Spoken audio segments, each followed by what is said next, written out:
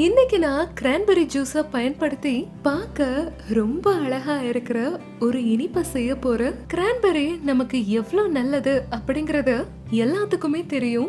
ஆனா இன்னைக்கு நான் கிரான்பெரி இல்ல, கிரான்பெரி ஜூஸ பயன்படுத்த போறேன்.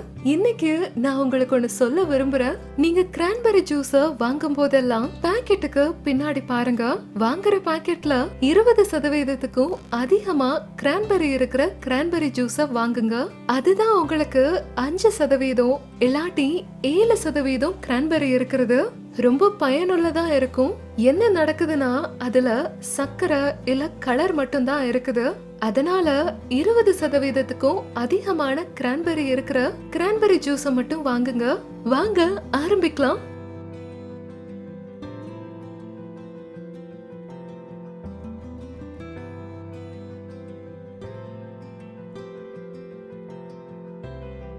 இப்ப நான் 2 சாஸ் பேனை எடுத்திருக்கேன். இப்படி பண்ணிக்கோங்க.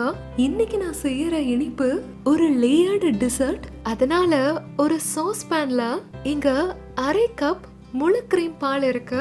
அதாவது சாதாரண மொழியில எருமை பால், கெட்டியான பால் அப்படின்னு சொல்லுவோம். உங்ககிட்ட இந்த பால் இல்லாட்டி நீங்க பால்ல அது கூட கிரீமை கலக்கிக்கலாம். இங்க கிரீம்னா குக்கிங் கிரீம். இத நான் 1/2 கப் எடுத்திருக்கேன். எனக்கு 1 கப் கிரான்பெரி ஜூஸ் வேணும். அதனால இங்க இந்த ஜூஸ நான் 1 கப் எடுத்திருக்கேன். இத சேர்த்துக்கலாம். இப்ப நான் சொன்னது போல லேயர்டு டிசர்ட். அதனால இப்ப இந்த லேயர்லாம் நல்லா தெரியணும். அதுக்காக இதுல நீங்க ஜெலட்டினை யூஸ் பண்ணலாம். அப்ப அது நல்லா தெரியும். ஆனா ஜெலட்டின் சைவம் கிடையாது. சைவ உணவை சாப்பிடுறவங்க கொஞ்சம் பேர் அதை கொஞ்சம் தவிர்ப்பாங்க. ஜெல்லி சாப்பிட முடியாது, ஜெல்லி இருக்கிற இனிப்பு சாப்பிட முடியாது. இப்படி இருக்கிறவங்களுக்கு அகர் ஒரு நல்ல ஆப்ஷன். அது ஒரு கடல் வகைய அடிப்படையா கொண்டது. அப்படின்னா அது ஃபுல்லா சைவம். இது ஒரு சீவீட். அப்புறம் சீவீட் ஒரு நல்ல வெஜிடேரியன் ஆப்ஷன். இன்னைக்கு நான் அகர பயன்படுத்துறேன். இப்படி பண்ணிக்கோங்க.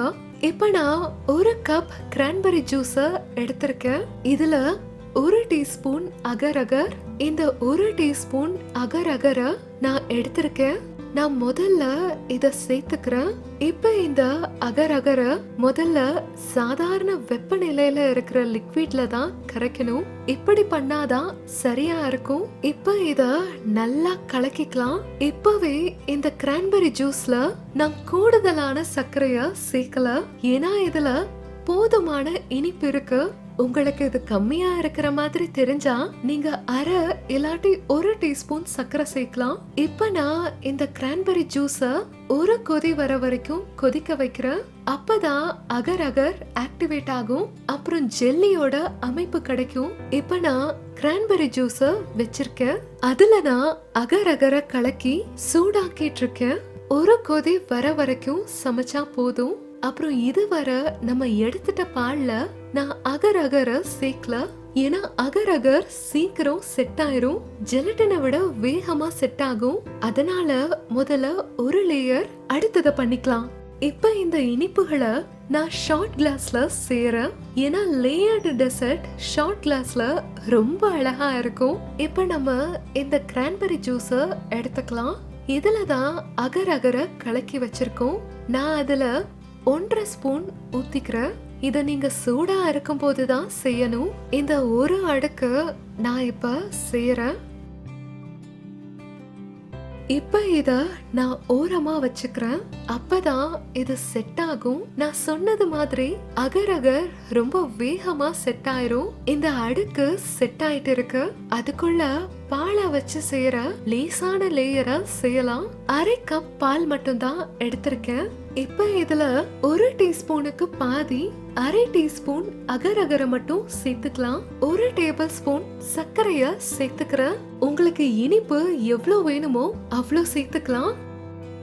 இப்ப முதல்ல இத எல்லாத்தையும் நல்லா கலக்கிக்கலாம். நல்லா இருக்குல்ல?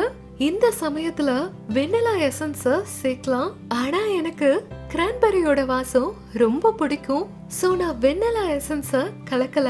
அதனால இந்த வெறும் பால் சுவக்கோட கிரான்பெரியோட அந்த புளிப்பு தன்மை ரொம்பவே நல்லா இருக்கும். இப்ப இந்த பாலை மெதுவான தீயில நல்லா சமைச்சுக்கலாம். ஏன்னா கிரான்பெரி லேயர் செட் ஆக சமையல் அறையில வெளியில வச்சா 1/2 மணி நேரம் ஆகும். ஆனா ஃபேனுக்கு அடியில வச்சா 15 நிமிஷத்துல அது செட் ஆயிரும். இது வரைக்கும் கொதி வரட்டும். இதுல கொதி வந்ததும் நம்ம எடுத்துக்கலாம். இத பாருங்க, இந்த லேயர் ரொம்ப அழகா செட் ஆகியிருக்கு. நான் ஃபேனுக்கு கீழே வச்சனால 15 நிமிஷம் எடுத்துக்கிச்சு. இப்ப இந்த சூடான பாலை மட்டும் இதுல ஊத்திக்கலாம். நீங்க அகர் வச்சு எப்பெல்லாம் வேலை செய்யறீங்களோ அப்பெல்லாம் அது சூடு கம்மியாற வர காத்திருக்க வேண்டாம். இல்லாட்டி ஒரு அடுக்கு இன்னொரு அடுக்க ஹோல்ட் பண்ணாது. பாலை நான் ஒரு 1.5 ஸ்பூன் ஊத்திக்கிறேன்.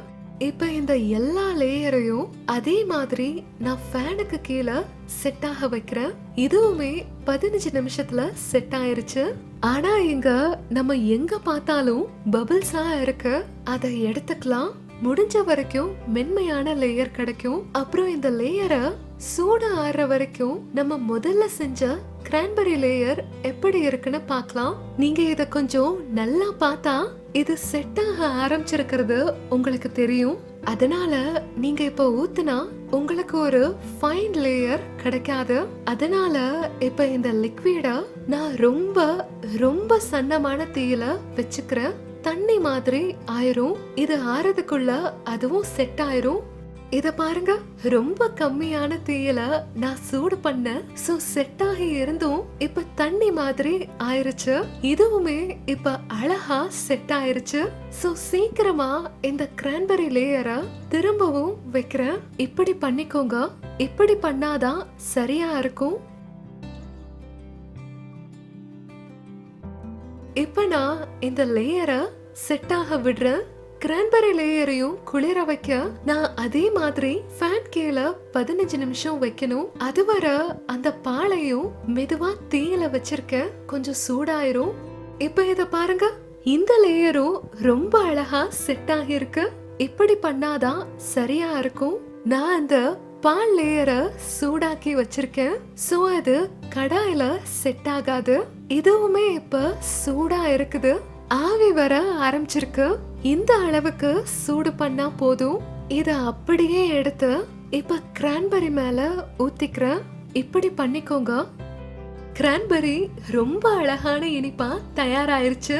இப்ப நம்ம கார்னிஷ் பண்ண என்கிட்ட US கிரான்பெரி இருக்கு. நான் அத சேர்த்துக்கிறேன். நான் உங்ககிட்ட கிரான்பெரி எவ்வளவு நல்லதுன்னு சொல்லிக்கிட்டே இருக்கேன். எப்படி வேணாலும் சாப்பிடலாம். இது நம்ம ஆரோக்கியத்துக்கு ரொம்ப நல்லது. அப்புறம் தோலுக்கு இது ஆன்டி ஏஜிங் குணநலம் இருக்கிறதுனால உங்க தோலை எப்பயும் இளமையா வச்சிருக்கும். அப்புறம் இன்னொரு விஷயம் நான் எப்பவும் சொல்லிக்கிட்டே இருக்கிறது என்னன்னா, பெண்களுக்கு இது ரொம்ப நல்லது. கொஞ்சம் கொஞ்சமா இந்த கிரான்பெரிய நீங்க சாப்பிடலாம். UTI பிரச்சனையே வராது. அப்புறம் ஆன்லைன்ல ஈஸியா கிடைக்கும். இப்ப நான் இந்த US கிரான்பெரிய கொஞ்சமா மேல வச்சுக்கிறேன். அப்படி செய்யறதுனால இது கிரான்பெரியில செஞ்சதுன்னு தெரியும். அப்புறம் கலராக நான் இங்க கொஞ்சம் புதினா இலைகளை வச்சிருக்கேன். இது பார்க்க ரொம்ப அழகா இருக்கும். இதுல இருந்து புதினா இலைகளை வச்சுக்கலாம். இப்ப ரெடி அழகான கிரான்பெரி டெசர்ட் ஷாட்ஸ். எனக்கு கிரான்பெரி ரொம்பவே பிடிக்கும். அது ஜூஸா இருந்தாலும் சரி. அந்த குழந்தை சொன்னது சரிதான். என்னோட ஒரு வியூவர் சொன்னாங்க, என்ன கிரான்பெரி ஆன்டின்னு. நல்லா இருக்கு.